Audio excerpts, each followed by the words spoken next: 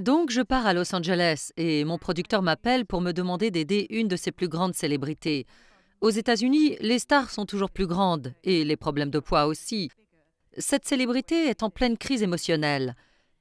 Il est très inquiet car s'il démissionne, le programme sera fichu. Il m'implore donc de lui rendre visite et d'essayer de le convaincre de rester. Avant d'y aller, il me demande quelle voiture je conduis. J'avais une Mustang qu'il avait louée pour moi, et il me dit que je ne peux pas me garer devant sa maison, qu'il ne veut que des Porsche, des Ferrari ou des Jaguars devant sa porte, que je ne peux pas me garer non plus dans sa rue pour ne pas le contrarier, mais que ça ira au coin de la rue.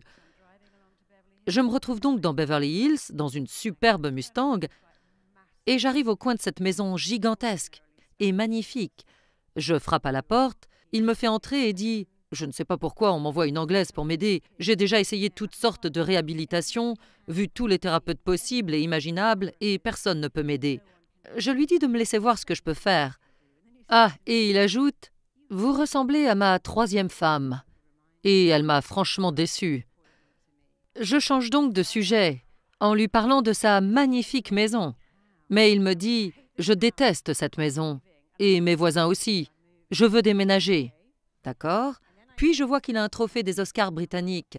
Il me dit « C'est une malédiction. Chaque fois que je fais un nouveau film, tout le monde s'attend à ce que j'en reçoive un. » C'est là que je lui dis que je sais quel est son problème. Il me demande « Vraiment? C'est quoi ?» Et je lui réponds « Vous pensez que ce que vous êtes ne suffit pas. Vous le savez déjà. Vous ne croyez pas que ce que vous êtes suffit. » Tout grincheux qu'il est, il se met à pleurer à chaudes larmes et me demande « Vous pensez que c'est ça ?» Je lui réponds « J'en suis certaine. Et vous le savez aussi. Regardez autour de vous. Vous ne laissez que des Porsche se garer devant chez vous. Vous avez 4 ex-femmes qui vous ont toutes déçues. Votre Oscar du cinéma est une malédiction et vous détestez cette magnifique maison. » Je lui demande ensuite de me raconter sa vie. Il est un peu plus détendu et me dit qu'il a grandi dans une caravane. Son père travaillait sur des chantiers, mais avait du mal à joindre les deux bouts. Sa mère était infirmière de nuit, mais ils étaient très pauvres.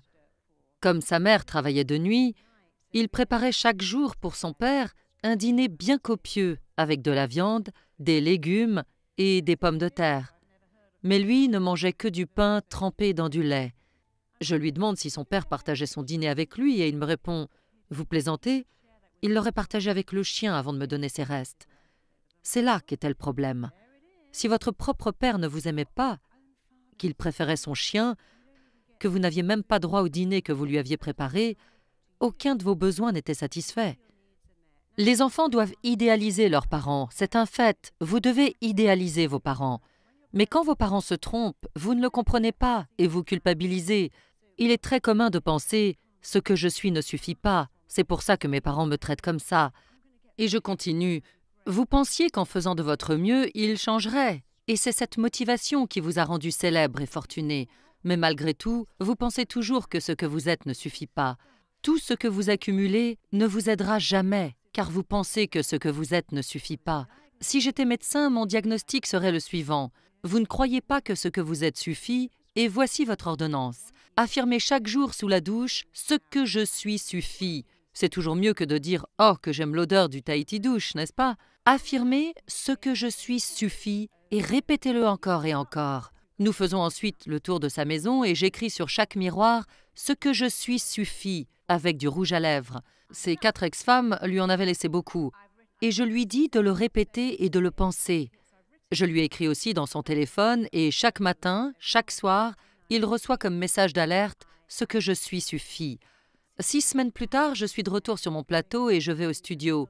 Et sur le parking, je vois quelqu'un à peu près aussi loin que vous.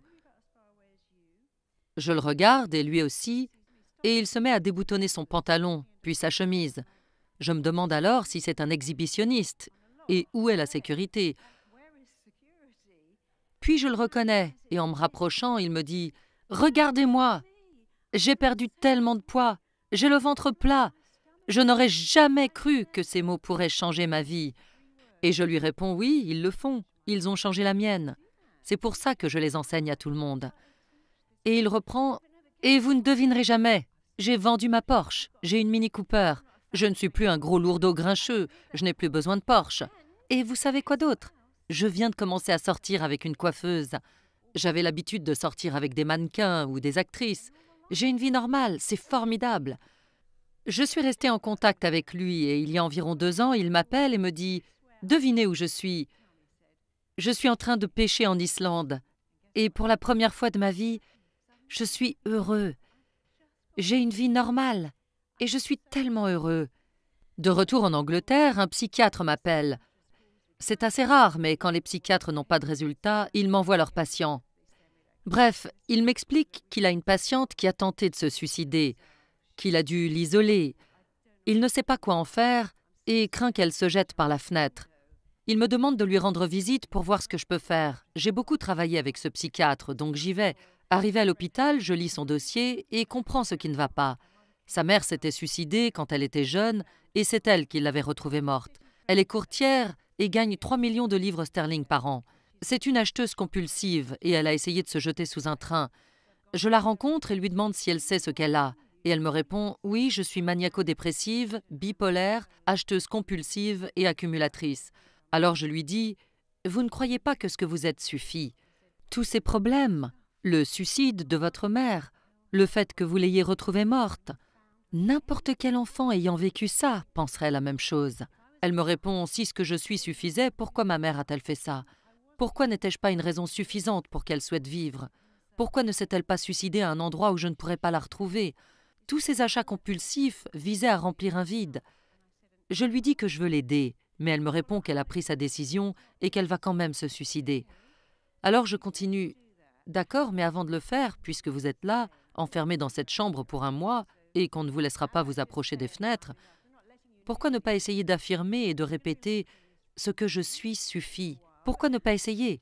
J'ai donc fait la même chose. J'ai programmé un message d'alerte disant « Ce que je suis suffit » sur son téléphone, matin et soir. Je l'ai aussi écrit sur son miroir. Et comme elle était très fragile, j'ai fait un enregistrement et je l'ai hypnotisée. Je me suis assise près d'elle et je lui ai dit sans cesse à l'oreille « Ce que je suis suffit » et lui ai fait répéter. Elle était si fragile que je lui écrivais tous les jours « Ce que vous êtes suffit ». Et elle a commencé à me répondre « Ce que je suis suffit ». C'est à partir de là qu'une transformation phénoménale s'est produite en elle. Elle a quitté son travail pour créer une association caritative pour les dépressifs. Puis une chaîne de télévision s'est intéressée à son histoire. J'ai été invitée sur le plateau de l'émission car je l'avais aidée. Il ne s'agissait pas de parler de moi. Mais à un moment donné, le présentateur m'a demandé ce que j'avais fait de plus que les autres. J'ai pris un peu de recul avant de répondre, car je me suis dit qu'il trouverait ça un peu trop bobo, et puis j'ai répondu « Je lui ai dit que ce qu'elle est suffit. Je lui ai donné un enregistrement à écouter tous les jours. Je l'ai écrit sur sa main et sur son miroir. Je m'attendais à ce que le présentateur lève les yeux au ciel, mais il a rétorqué « Waouh, c'est génial! Je vais rentrer chez moi et l'écrire sur mon miroir. Et je pense que tous nos téléspectateurs vont trouver ça génial. » En rentrant chez moi, j'avais des milliers d'emails me demandant où trouver ce livre appelé « Ce que je suis suffit ». En fait, c'est juste une citation. Le psychiatre m'appelle alors pour me dire qu'il a vu l'émission. Et ça l'a déprimé. Non pas à cause du suicide de la mère, mais parce que j'avais réussi à guérir cette fille en 1 heure, alors qu'il avait essayé pendant des années. Je ne comprends pas pourquoi il n'essayait pas de suivre ma méthode. On enseigne bien à chaque psychiatre que le dénominateur commun de tous nos problèmes est que nous pensons que ce que nous sommes ne suffit pas, que nous ne sommes pas assez intelligents, beaux ou dignes d'amour. Mais il demande juste « Comment vous sentez-vous aujourd'hui? Qu'avez-vous ressenti ?» C'est le discours de tous les psychiatres, au lieu de dire « Je ne sais vraiment pas quoi faire pour vous ». Alors, messieurs et mesdames les psychiatres, arrêtez de demander tout le temps « Qu'avez-vous ressenti ?» Allez à l'essentiel. Peu importe ce que ressentent vos patients, ils pensent que ce qu'ils sont ne suffit pas.